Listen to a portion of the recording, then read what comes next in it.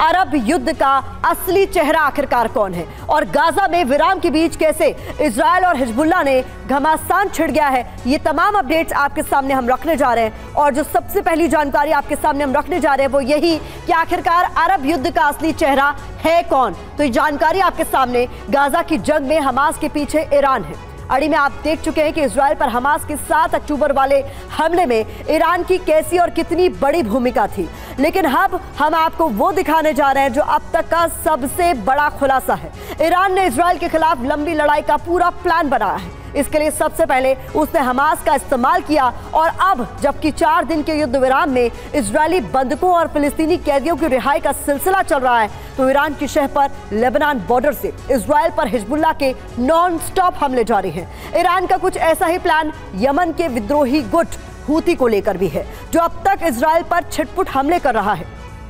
लेकिन मौका देखते ही हूती विद्रोही भी इजरायल के खिलाफ जंग का ऐलान कर सकते हैं। बता दें आपको, ईरान चाहता है कि इजरायल लगातार युद्ध में फंसा रहे ताकि उसे आर्थिक, मनोवैज्ञानिक, सामरिक और कूटनीतिक स्तर पर नुकसान होता रहे।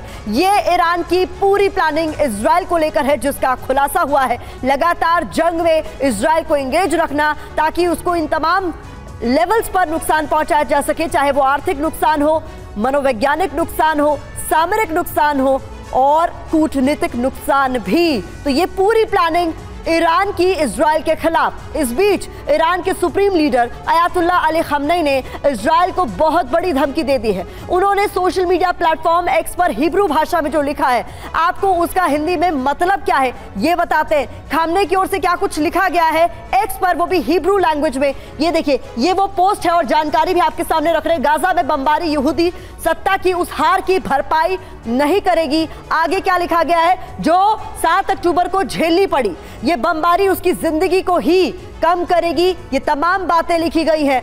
गाजा में विनाश और अत्याचार का जवाब जरूर मिलेगा, यानी कुल मिलाकर एक चेतावनी भी दे दी गई है कि गाजा में जो भी हो रहा है उसका नतीजा तो भुगतना ही पड़ेगा। इस बीच हमारे साथ बेहद खास मेहमान अड़ी में हमें ज्वाइन कर चुके हैं। Major general retired Ashwini Srivastava sir as defence expert जुड़ चुके हैं हमारे साथ। मेजर जनरल रिटायर्ड संजय मेस्टन सर डिफेंस एक्सपर्ट के तौर पर हमें ज्वाइन कर चुके हैं और group captain retired DK Pandey sir aviation expert हैं, उन्होंने भी हमें ज्वाइन कर लिया। आप सभी का बहुत बहुत स्वागत। श्रीवास्तव सर, सबसे पहले आपसे ये समझना चाहूंगी कि ये पूरी प्लानिंग शुरुआत से ईरान की थी, अब इसको लेकर खुलासा हो रहा है कि लगातार हमले रहे, चाहे वो गाजा के फ्रंट पर हमास की ओर से हो या फिर दूसरे ऑर्गेनाइजेशंस के जरिए, चाहे वो हूती हो या फिर हिजबुल्लाह।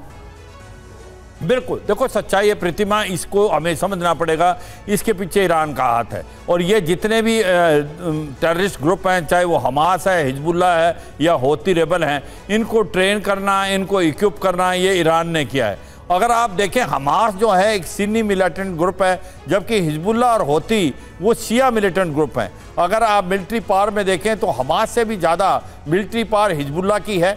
उसके पास जो मिलिट्री शक्ति वो काफ़ी ज़्यादा है। उसके पास 1.5 लाख से ज़्यादा उसके रॉकेट्स और मिसाइल हैं और काबिलियत और क्षमता उसकी ये है। उसके पास टैंक्स वगैरह भी हैं। और ये लगता है कि जो ईरान ने अब क्या किया है, ईरान ने उकसा के ही हमास को 7 अक्टूबर को हमला कराया था और अब जब ये ट्रूस हो गया है तो उसने हिजबुल्लाह और हूती रेबल को उकसाया है और हिजबुल्लाह बड़े ज़ोरों से एक प्रकार से नया फ्रंट खोल दिया है, जो लेबनान से जहां से वो फायर कर रहा है और वो ज़्यादा से ज़्यादा नुकसान इजराइल का करना चाहता है। ये बिल्कुल सच्चाई है कि ये ईरान की ही सिग्नेचर है। क्या इस लड़ाई में ईरान डायरेक्ट इन्वॉल्व हो सकता है?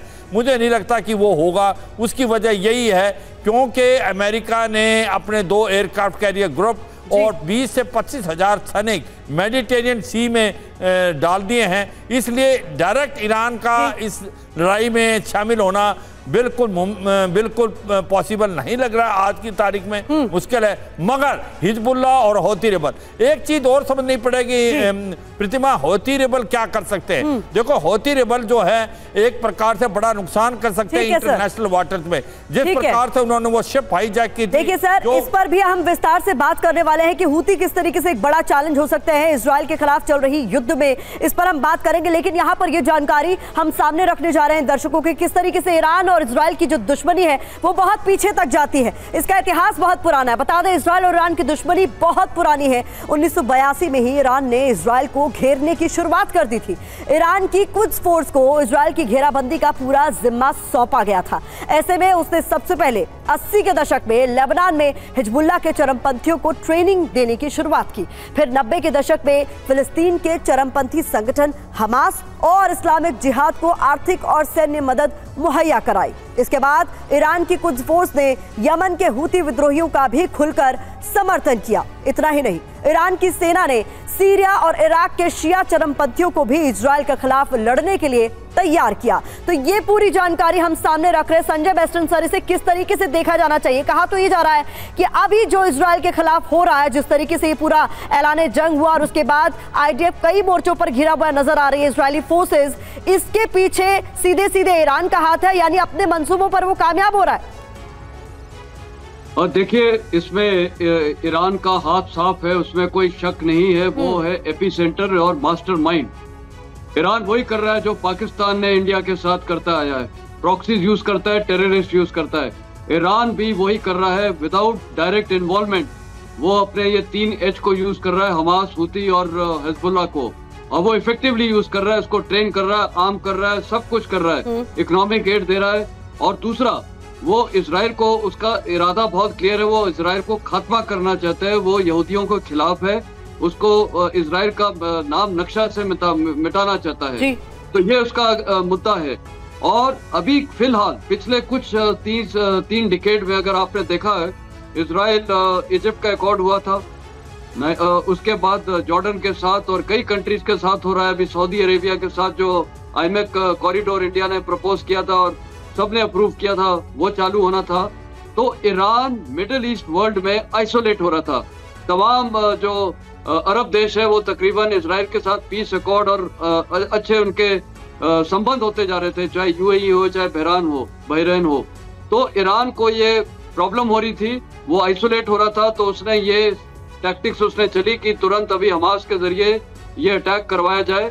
और नॉर्थ में वो चाहता है हूती से, ये हिजबुल्लाह से और हूती से। उसका इरादा बहुत क्लियर है कि ये लड़ाई बढ़े और खुद वो शामिल नहीं होगा। बहुत अच्छी उसकी स्ट्रेटेजी है जो पाकिस्तान हिंदुस्तान के साथ करता है। और इसका इजरायली सेना और जो यूनाइटेड स्टेट्स की डिप्लॉयमेंट है वो प्रिवेंट करेगा। तो कुल मिलाकर सर ये भी साफ हो गया है कि ईरान के मंसूबे क्या है और डायरेक्टली ना सही इनडायरेक्टली किस तरीके से इस पूरे युद्ध में वो इन्वॉल्व नजर आ रहा है। इजराइल पर ईरान डायरेक्ट अटैक से बचता रहा है, लेकिन आज हिंद महासागर में जो हुआ वो गाजा की जंग के मिडिल ईस्ट में फैलने और तीसरे विश्व युद्ध का कारण बन सकता है। ऐसा हम क्यों कह रहे हैं आपको समझा देते हैं। दरअसल हिंद महासागर में आज एक जहाज पर हमला हुआ। ये जहाज इजराइल का था और अमेरिका के मुताबिक इस पर हमला ईरानी ड्रोन से हुआ। ऐसे में अब सवाल यह है कि खुद ईरान ने इजराइल के जहाज को निशाना बनाया या फिर उसके किसी प्रॉक्सी चरमपंथी संगठन ने इजरायली जहाज पर यह हमला किया। यह अभी साफ नहीं हुआ है, लेकिन इसको लेकर कई तरह के सवाल उठ रहे हैं। पांडे सर, देखिए, ये जो घटना बता रहे हैं आप, ये जो इस पर शाहिद 136 ड्रोन से अटैक किया गया है और कहा जा रहा है कि ईरान की जो एजेंसी है IRGC गार्ड कोर, उनका ईरानियन इस्लामिक गार्ड कोर, उन्होंने ये अटैक किया है। और ये इसका जो ये सिंगापुर की कंपनी है उसका ये शिप है और उसके मालिक जो हैं वो अरबपति हैं इजरायली बेस के मूल के। तो जो परोक्ष रूप से प्रयास रहा है कि इजराइल को किस प्रकार से वो मेंटली हैरेस करें या स्ट्रेटेजिकली हैरेस करें। मैसेज यही है, किसी प्रकार से इजराइल को शांति से रहने नहीं देना है और अपने जो वहाँ पर एग्जिस्टेंस है उसको जाहिर करना है, वहाँ पर लोगों को फील करवाना कि वो हैं।